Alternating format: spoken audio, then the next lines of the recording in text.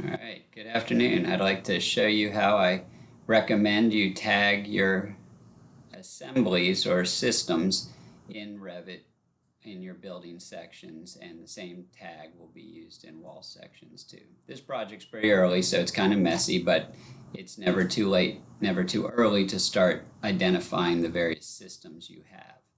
The tag I like to use for this is on the Annotate tag, and it's a multi-category tag. I use the hotkey GG for tag. And the one I want to use is the asset ID 2 characters. And every floor, roof, or ceiling is typically a 2-character asset ID. If you need more, you can use a 3 or whatever. So you choose that, free end, and we're going to start in the bottom. And I usually pick the most common floor as my F1. So let's say that our interior floor there is our F1, and it's a type parameter, so it's going to tell you it's adding that information to the type. And this is the exterior floor out here. You want to make sure you can see it tells you what you've grabbed. And then this is going to be F2, and yes. And I like to have an arrowhead on these, and for some reason the template doesn't have these in there. I'll try and fix that. And you can use the 15-degree filled is the standard tag we use. And if you need to do that for the longer ones, you need to do it for all of them. So that's F1, F2. We'll keep going. GG is my hotkey. Now I'm up here. I want to make sure that I'm grabbing the floor. It tells me in the lower left there that that's the floor. So this is going to come over here, and I want to look for it to snap. That's going to be F3, and so on.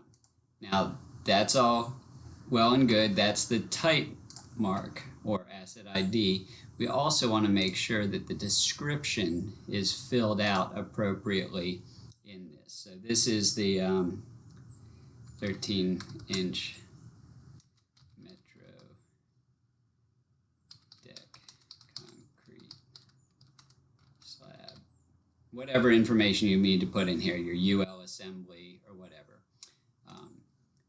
And we should change the assembly code to this. I'm working on someone else's project, so I don't know the proper thing to do there, but we will make sure we get that fixed. So F1, that is a 4-inch slab on grade, I believe.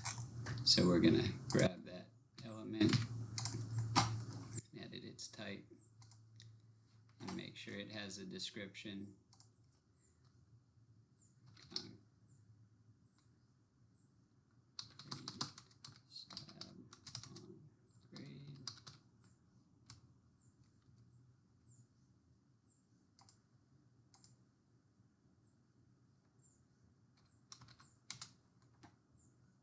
And you can add as much as you need to in here. So if this is over vapor barrier, you want to put the whole assembly description in this, because this is what's going to show up in your schedule.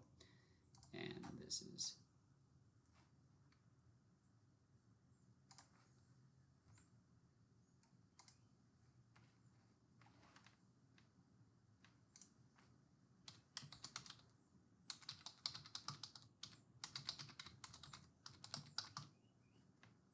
this description can change over time as you find out more. But once you do that, now we're going to zoom out on this sheet, and we would do the same thing for roofs and ceilings. Deactivate that view, and you will have schedules in your template under schedules called ceiling, roof, and floor. So I like to do these in order, so we'll put the floor at the bottom, and you can see we're seeing our information there, and then the ceiling, go above it,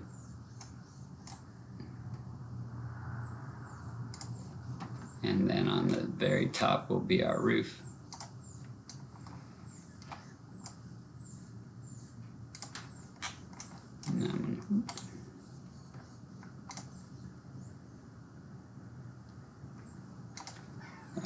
Pull this down.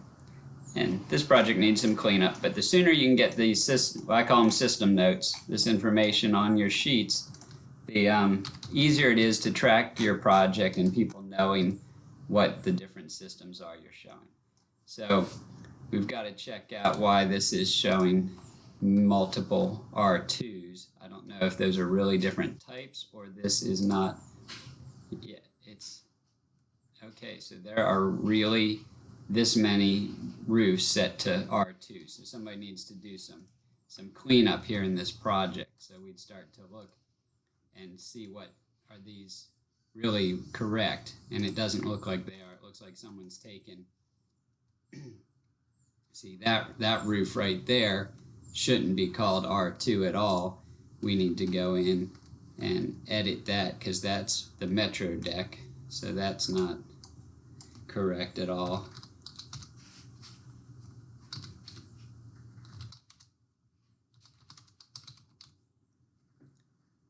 So we'll call that R1. And it probably needs to change. And then this, yeah, see, this should be our R1, and then the tapered insulation crickets should be our R2. So I'm going to get with the team and figure out what each of these should be, but that should give you an idea of what we're looking at here. This assembly code is wrong since that's not really roofing, that's superstructure, and that's this is a precast building, so that's some sort of precast concrete superstructure. So I'm going to change that, and I'm going to call that our M for right now because I want R1 to be our main roof type and R2 to be our others. So we'll make this R1.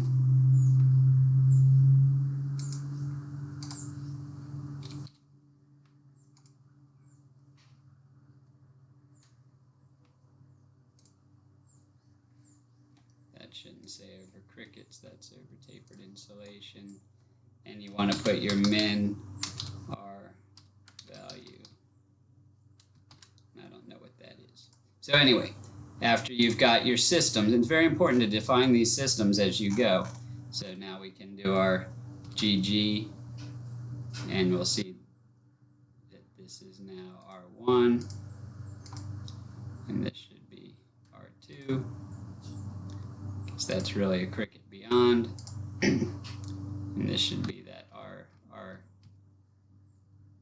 RMD. And I'm having to hit tab because it's not grabbing what I want it to grab for some reason. There it is.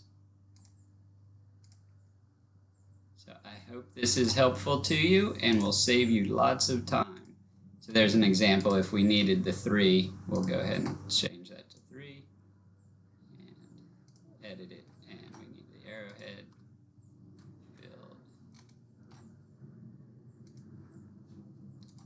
Alright, I hope this helps.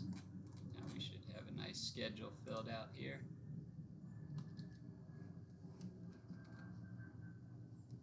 So we still have 2 to sort out, but we'll deal with those in a little while. Happy revening.